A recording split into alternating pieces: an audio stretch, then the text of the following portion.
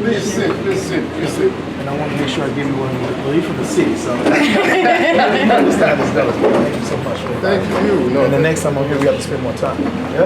of course, of course. Oh, you got a good group here.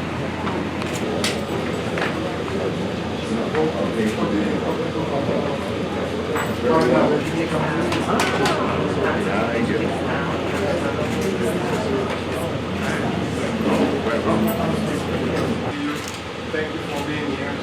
Thank you for coming with us.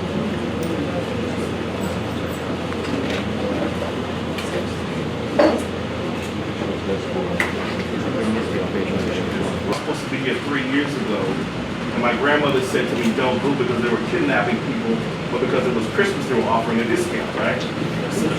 So it was funny, but the truth is, I canceled my trip because of it. And I'm saying to you that there's an opportunity, not a problem, for us to do a marketing strategy, really reduce the trepidation factor of the diaspora to really engage in business. No, you're definitely right. My thing is that when a project comes to be turned over, we need to know what the costs are from start to finish to do a project. So if I'm looking at a project to do $300 million, we need to know that the government of Haiti or ADH is not going to hit us with a bill that's going to impact that project negatively. That you don't have the funding to carry that project at least a year or 2 years, not even sure if your money, 6 months, 3 months. So how do we jump from saving, or we stay at home, or become this country where things are not transparent? So I think we need more transparency as far as what the utilities are, what the costs are. If we're going from single-phase power to three-phase power, we need to know the details. And you can help us with that.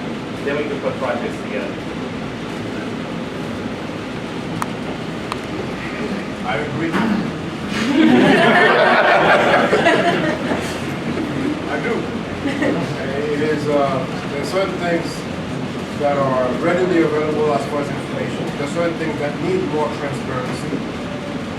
And we've made a lot of efforts to try to make it as transparent as possible. It's not always so. Which is why it is important for you to establish those links with CFE, to establish those links with MAV, to help you get as much transparent information as possible. We're at the front. We're at the front. We're ready. We have our boots on. We're ready to title. And we're ready to come into Haiti in massive moves. So we just need to understand the dynamics of how and what is the government doing to kind of minimize the negativity that is Try to change the perception of the with the Ministry of Tourism, Ministry of Foreign Affairs, through its consulates and embassies, and Ministry of Relations abroad. There are several initiatives that have occurred that has helped. And not only to give us some hope and also bring back some hope. And before coming here, one of the issues that I have addressed with my listeners was what would you do if you had an opportunity to go back to your country, to invest, to go back, because all Haitians are always thinking about going back to Haiti. However, they are thinking about the issues instead of the solutions. And one of the things that I also want to promote in the United States or abroad is to believe in our country like we believe in our children, because we have to take ownership of what's happening. How do we know as we build these businesses, some other government comes in, takes over, things go chaotic? So where's the government standpoint on infrastructure? As we're riding through the city, I noticed that we had an overpass that was unfinished, with just 2 columns and a bridge. You know, where's the infrastructure on that? So where are we going as far as that standpoint? Where's the government laying down their foundation and say, okay, you guys get out there and start your businesses and organizations. We're starting here. They're going to redo the port incubation. U.S. government spent $300 million building Port Cargo, which some Republicans say is a failed project, but that's the largest industrial park in the Caribbean. It's in Haiti. They spent $300 million and it employs about 5,000 people. They hope that they employ 6,000 people. People are earning money every week, which never had before. Even though the reports say they took land from farmers, the farmers never owned that land legally anyway. And that land was a land where they were producing sizzle to make baseballs in the 70s and 80s.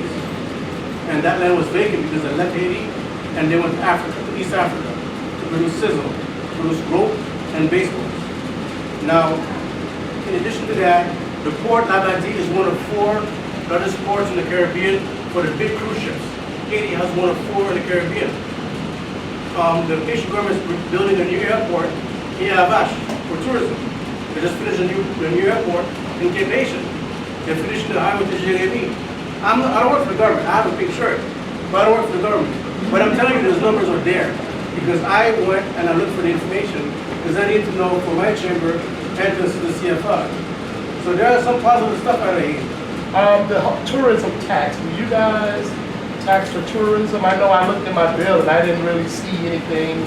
And I just a suggestion, maybe it was, for me, it was cheap, you know, and maybe I think it is an opportunity because I think you guys are going to get a lot more people come maybe to reevaluate the tourism tax, you know, on the hotels where people are coming in.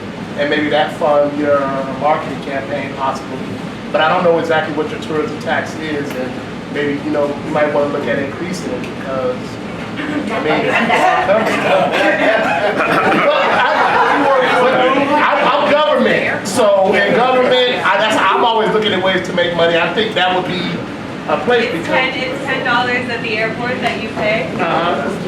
But if you're a Deutschen ICN, you don't pay, or if they think you're a Deutschen ICN, then they don't make you pay. You go to the right.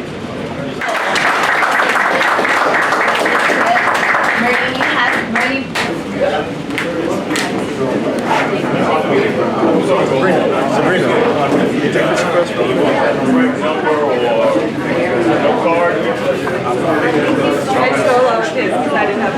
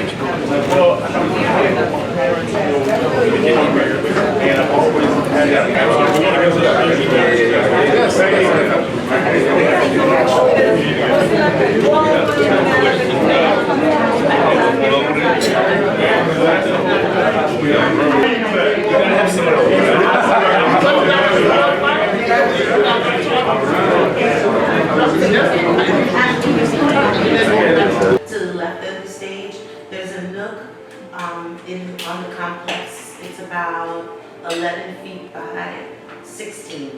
So we're making an urban garden, and it looks very similar. You have in Montgomery in your folder. I was shocked. I told you this. I said, when Cindy said this, she's going to. I was wondering why you were shocked. And since Waterbirds is so overcrowded, and are there plans to also invite people to come and invest in that area? People that are looking for opportunities to investigate?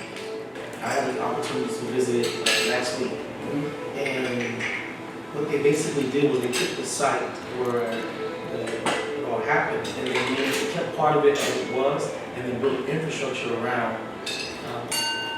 Where people can come and actually visit, and then they implemented an opportunity for people who died there. They had their pictures and their stories. So everyone who goes in there, they can touch someone's picture. They'll give you a story about them. Some of them have their voices, some of them have their families, and it's just a very, very touching memorial. And to me, when I see this, it reminds me of that. This is something that happened in our history that we're not happy about. It's something we want to share to have people remind us of what happened at that time. And so the mood that is set, and the fact of the matter is that that site, every day has thousands of visitors to come it's not just local people, but people from all over the world come and visit the site. And so that's the way I envision this is a place where the people who are local to the community will come, and then also people who want to share in what the experiences were in Haiti will actually stop by and experience. Construction will be finished in 2015, completely finished. I'm curious because we originally talked about adding names, and then it was like a 3-hour discussion. We were like, what happens when you're missing a name or someone is upset because they didn't know about the project? You're gonna have, of course, opening and closing ceremony in Port-au-Prince, but you're going to go to Jacmel also, which is the masquerade town. You're gonna go to Lekai, it's gonna be like more family festival with the beaches and stuff like that. You're gonna go to Gonaïve for, okay, what came out of that revolution? What do we remember? The fights, the battles, the vernacular things, the voodoo, it's Gonaïve.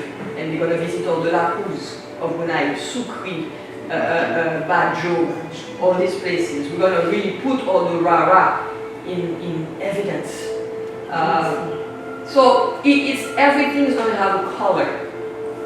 And there we hope at that point that they're gonna see a Haiti they never saw before. Even our brothers and sisters in the Caribbean is gonna know what we are all about.